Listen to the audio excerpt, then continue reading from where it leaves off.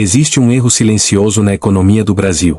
E ele pode estar fazendo você pagar mais caro, todos os dias, sem perceber. Porque não é só inflação. E não é só culpa dos juros.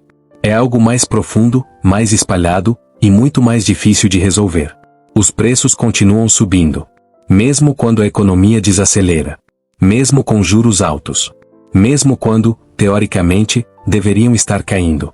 E isso cria uma pergunta desconfortável. Por que tudo continua ficando mais caro, mesmo quando não deveria? A resposta não está no óbvio. Ela está em um sistema silencioso, que está pressionando os preços por todos os lados, ao mesmo tempo. E quase ninguém está prestando atenção nisso. Nos últimos meses, uma sequência de sinais começou a se repetir. Inflação acima da meta. Projeções sendo revisadas para cima. E juros permanecendo elevados por mais tempo. Mesmo com o Banco Central do Brasil mantendo uma política monetária restritiva. A inflação não desapareceu. Ela até desacelerou, mas continua resistente. E isso muda tudo. Porque inflação não é só um número. Ela altera decisões. Afeta consumo. Travando compras maiores. Afeta investimentos.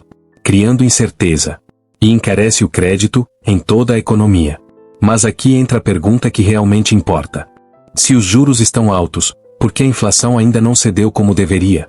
Porque o problema não é simples. E o que você está vendo é só a superfície. Agora vem a parte que pouca gente entende. A inflação não começa quando os preços sobem. Ela começa quando as pessoas acreditam que eles vão subir. Parece sutil. Mas muda tudo.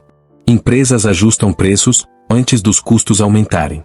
Consumidores antecipam compras antes dos preços subirem. E, sem perceber, todos começam a agir como se a inflação já fosse inevitável. E é exatamente isso que a torna persistente. Expectativa de inflação gera inflação. Mas isso é só uma parte da história. Porque o cenário atual tem algo ainda mais complexo.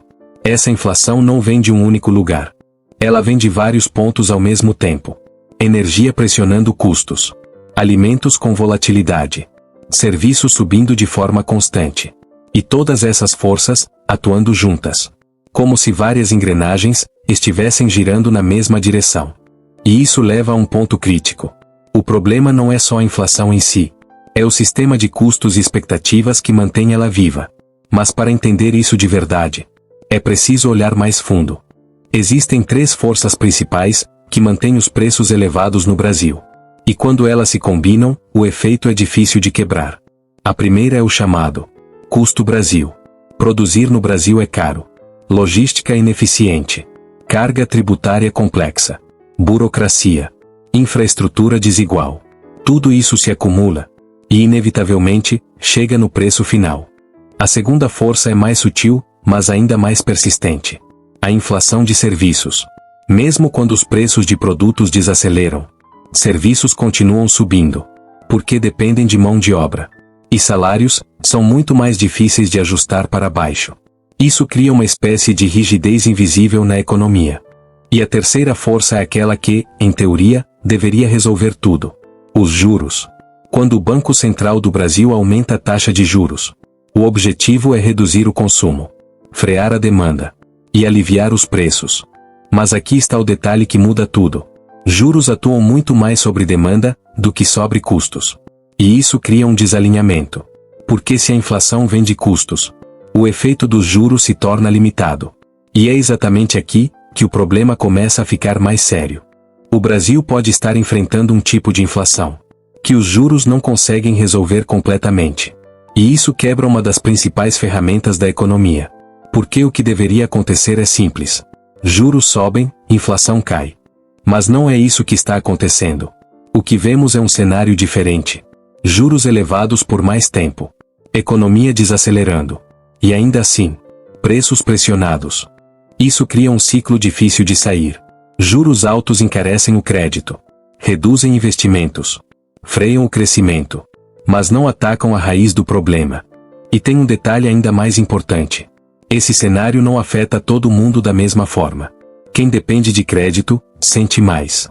Quem já tem capital, consegue se proteger melhor. E, aos poucos, a economia vai ficando mais travada, mais lenta, mais desigual.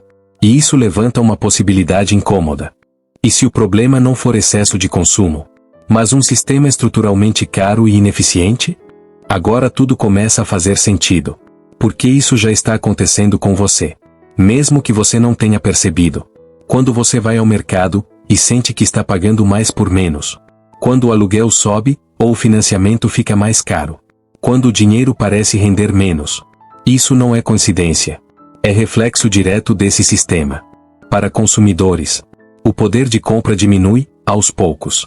Para empresas, custos aumentam e decisões ficam mais difíceis. Para investidores, juros altos mudam completamente o jogo. Mas existe uma consequência ainda mais silenciosa. O crescimento do país fica limitado. E isso acontece porque esse problema não é apenas momentâneo. Ele é estrutural. E problemas estruturais não mudam rápido. No fim, a inflação que você sente no dia a dia não é só um efeito passageiro. Ela é o reflexo de algo mais profundo. Custos elevados, expectativas desancoradas e limitações estruturais. Mas talvez o ponto mais importante seja esse. O problema não é só que tudo está caro. É que existe um sistema inteiro, funcionando de forma que mantém tudo caro. E enquanto esse sistema não muda, os preços podem até parar de subir rápido, mas dificilmente vão voltar a ser baratos.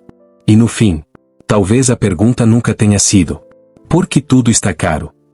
Mas sim, por que continua caro, mesmo quando não deveria? Se você quer entender melhor como esses movimentos impactam seu dinheiro, acompanhar esse tipo de dinâmica faz diferença. Porque no dinheiro e hábitos, a ideia não é só ver o que está acontecendo, é entender o que está por trás.